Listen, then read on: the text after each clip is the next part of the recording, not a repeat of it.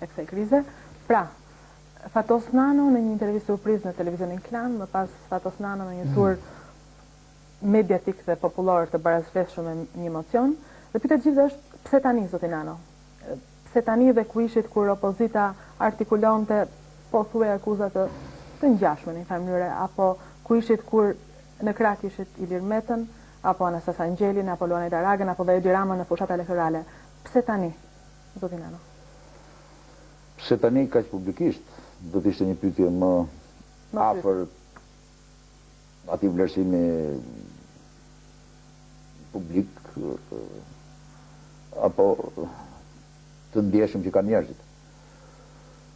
E them pse tani në publik, sepse Fatos Nano ka 10 vjet që drejton Partinë Socialiste, 4 nga të cilat i ka kaluar në burg, dhe nuk e them për të shtuar doza emocionale në debat në sotshëm të gjë, por edhe nga burgu kam bërë të njëjtën detyrë. Kur të kem kohë më të ngjeshme një ditë, sepse jam ende në formë të plot për të bërë të gjitha detyrat që më kanë besuar votuesit në Partinë Socialiste apo në qytetarinë shqiptare, do të botoj letrat e arkivit tim politik, ku shfaqen pothuajse të njëjtat shqetësime me të njëjtën natyrë faktesh për shokët e mi, për forumet drejtuese të Partisë Socialiste edhe nga burgu. Madje letra e Angjelit që përmenda vjen pas një historie shumë të dhimbshme në marrëdhëniet e Angjelit me ish bashkëshorten time Regjina. Në prag të emocionit të 96-s, Angjeli mbajti në shtëpinë time ku kishte vdekur dhe nëna, për të përcjell tek unë nëpërmjet Regjinës mesazhin jemi marrëveshë. Perëndia e di se si edhe ku merret vesh Angjeli, që nga Amerika deri te Berisha ishte fjalia, që në qoftë se Fatosi rri urt nga një muaj, do ta lirojmë nga burgu. Këtë janë dokumentuar edhe unë e kam në arkivin tim si një nga dokumentat që Angjeli pas ka gisht në mbajtjen time në burg pakën. Dhe pastaj kur mocioni u bë publik, Angjeli kthe dhe në mënyrën më harbute, Regjina e ka fiksuar në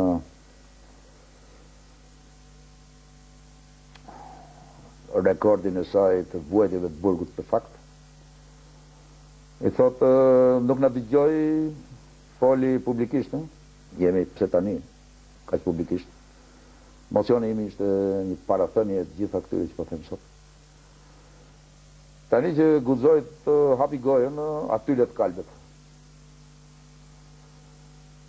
Atëherë nuk jam këtu për të parë ëndra që Angjeli, që ato Saliut që Angjeli bashkëpunon, nuk e di, me shovinistët grek apo me botën e krimit. Por Angjeli, Meta kanë kohë që janë bashkë dhe në gjithë periudhë Meta shëtiste me Monikën te xhamllëku i plazhit. Tani plazhi për shkak të privatizimit të favorshme ka lokale shumë më të mira. Dhe bisedonin gjëre gjatë me Gazideten në prani të pedagogëve të tjerë të matematikës fakultetit ekonomik, për shembull. Dhe të gjitha këto më çojnë tek përballimi me Kurajo i kësaj ndjeshmërie gjithashtu, që Fatos Nano ka shtruar gjithmonë me shumë përgjegjësi, me shumë maturi, në kohën e dur, të gjitha çështjet që unë kam vlerësuar për shkak të detyrës dhe të përvojës, të vuajtur gjithashtu, si kritike në jetën e Partisë Socialiste, në funksionimin e njerëzve përballë institucioneve të saj, në opozitë apo në pushtet. Madje të kujtoja një rast shumë domethënës të 91-shit kur në një aktivitet ndërkombëtar ku unë dhe Angjeli përfaqësonin Partinë Socialiste pranë Atinës.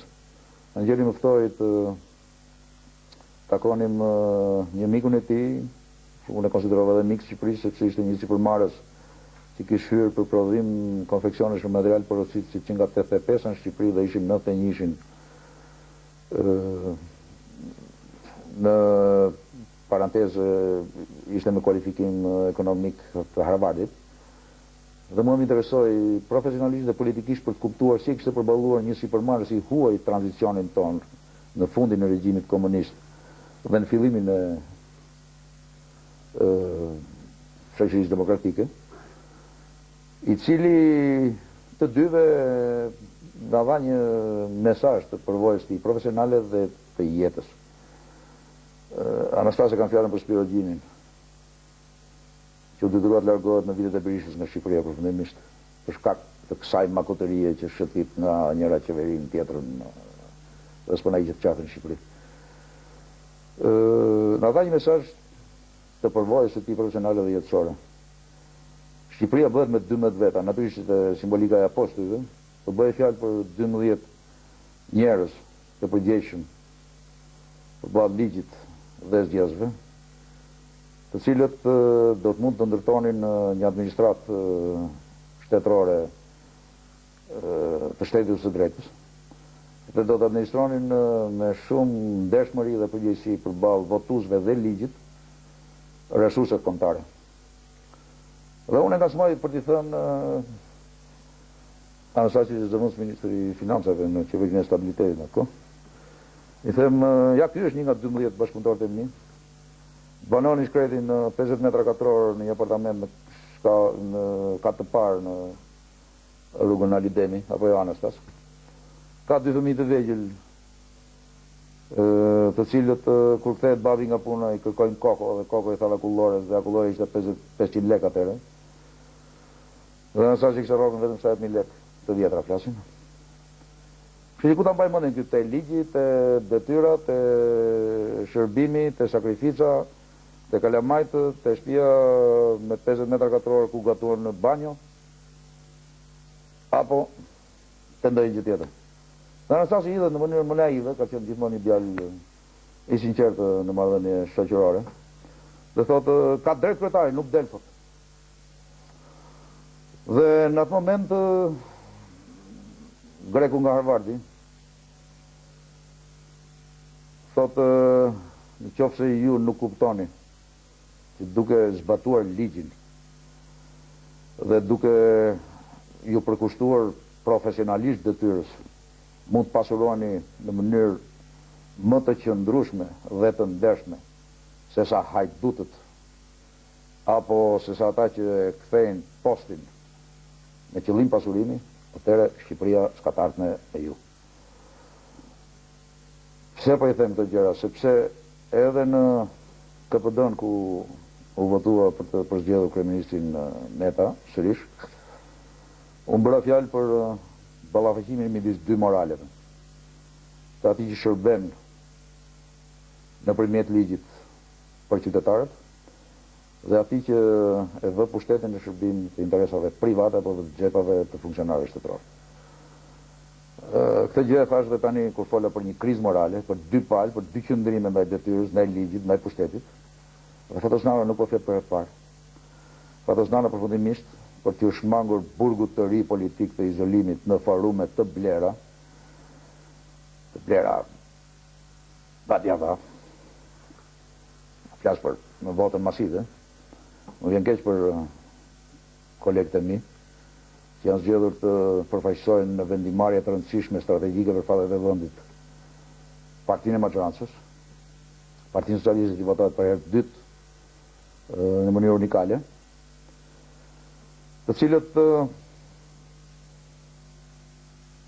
kërkojnë me mbledhje kryesisht ajo ku nuk u shmanga,